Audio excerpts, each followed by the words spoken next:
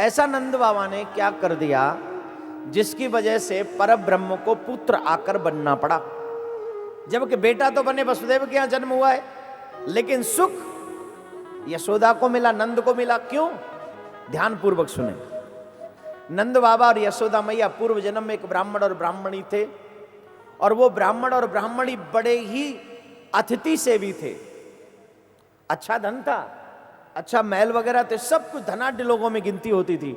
लेकिन धनाढ्य होने के बावजूद भी उनका एक सत्कर्म था कि उनके द्वार पर जब तक एक अतिथि भोजन नहीं करता था तब तक स्वयं वो लोग भोजन नहीं करते थे। एक अतिथि को जिमाने के बाद ही वो लोग भोजन करते थे।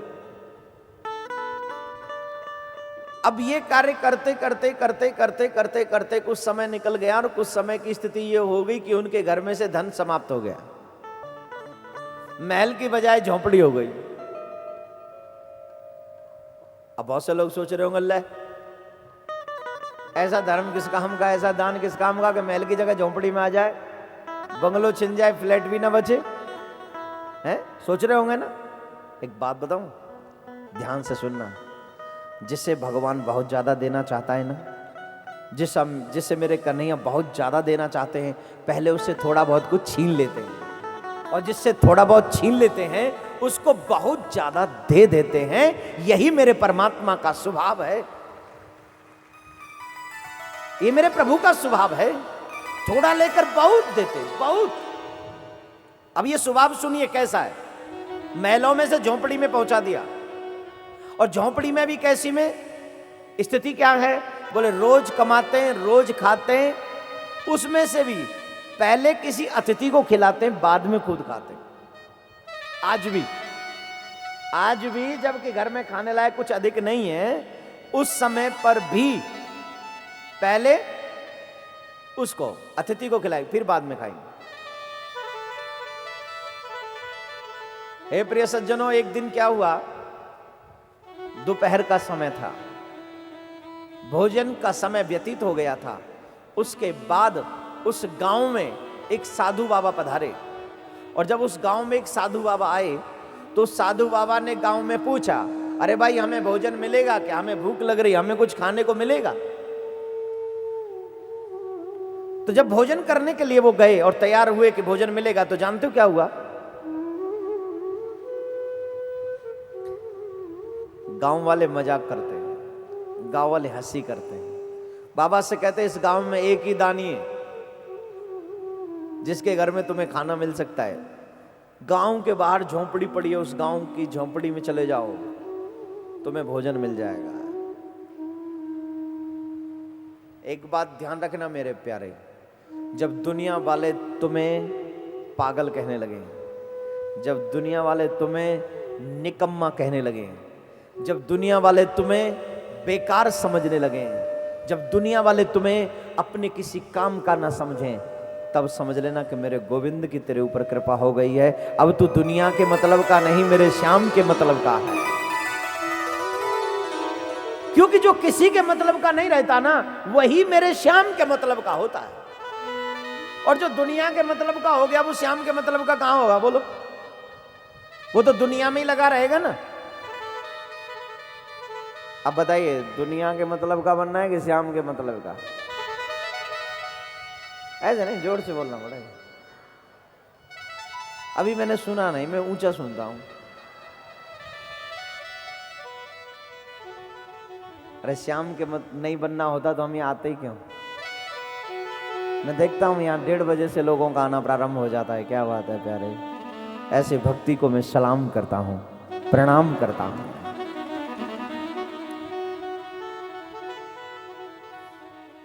गजब।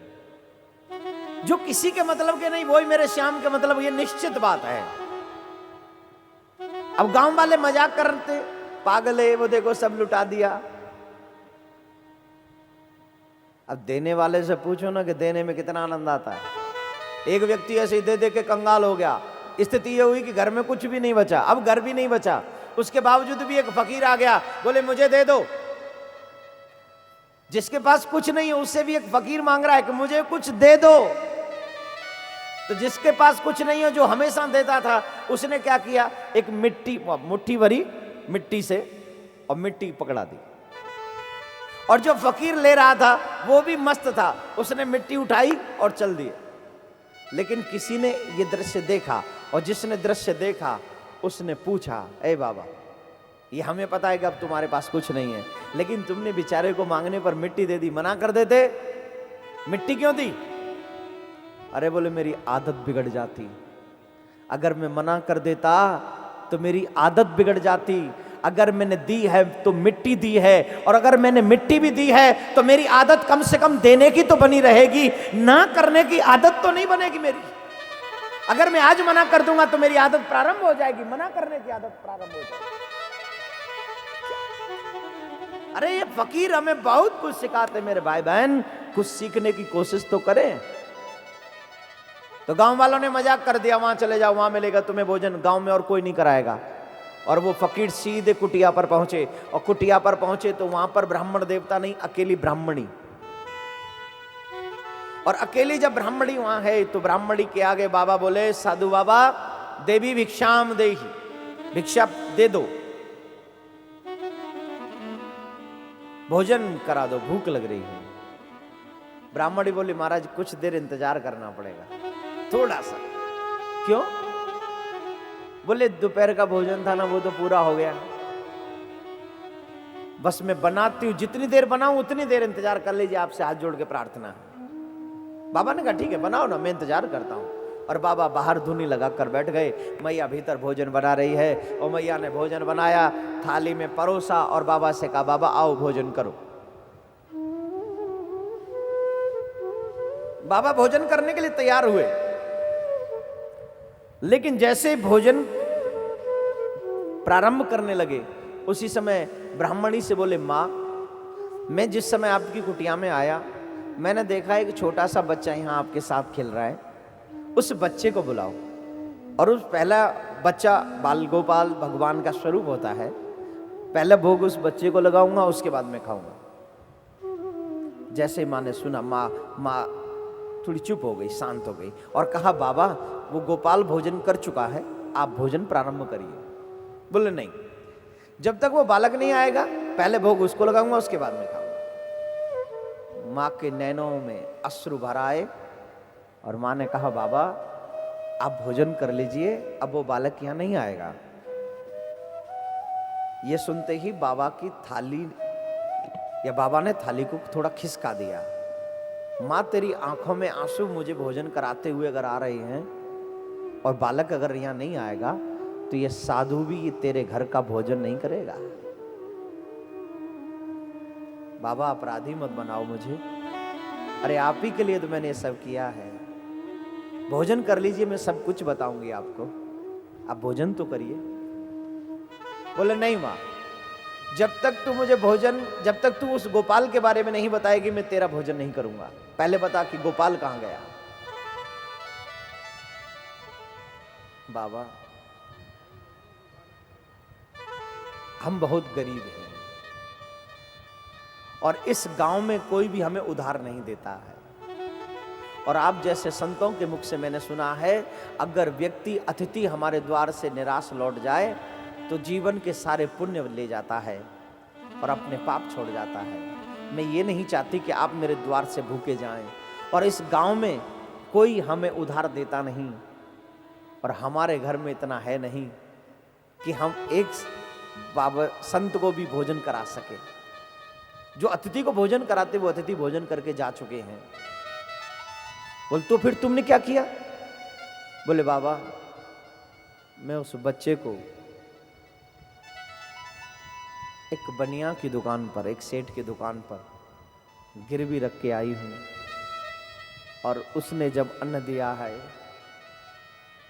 तब मैंने आपके लिए भोजन बनाया है। अभी तक माँ रो रही थी, अब बाबा रोने लगा है। साधुओं से इतना प्रेम करती हो माँ, बहुत प्रेम करती हो। एक साधु की सेवा के लिए अपने बच्चे को गिरवी रख दिया। एक साधु की क्षुधा शांत करने के लिए तूने अपने बच्चे को गिरवी रख दिया। तेरा उपकार इस साधु से कभी उतरेगा नहीं मां। कितने बरस का है तेरा बच्चा? बोले 11.5 बरस का। ए माँ, एक साधु सच्चे दिल से दुआ देता है कि जब तू एक साधु की क्षुधा शांत करने के लिए अपने बच्चे को गिरवी रख सकती है, 11.5 बरस के बच्चे को गिरवी रख सकती है, तो उस पर ब्रह्म को तेरा बालक बनकर, तेरा शिशु बनकर तेरी गोद में 11.5 वर्ष बिताने होंगे। ये साधु का आशीर्वाद। वो पर ब्रह्म आएगा तेरा पुत्र बनकर, उसको तेरा बालक बनना पड़ेगा, शिशु बनना पड़ेगा। और वो कर्म था, वो सत्कर्म था, जिस सत्कर्म की वजह से बेटा भयो वसुदेव के धाम में और धुंध भी बाजी आनंद के द्वार। बेटा वसुदेव के यहां हुआ है, लेकिन बधाई। और 11.5 वर्ष ही रहे कन्हैया ब्रज में। कितने? मात्र 11.5 वर्ष। बोलो राधे राधे। जोर से बोलना पड़ेगा। राधे राधे। और जोर से बोलना पड़ेगा। राधे राधे।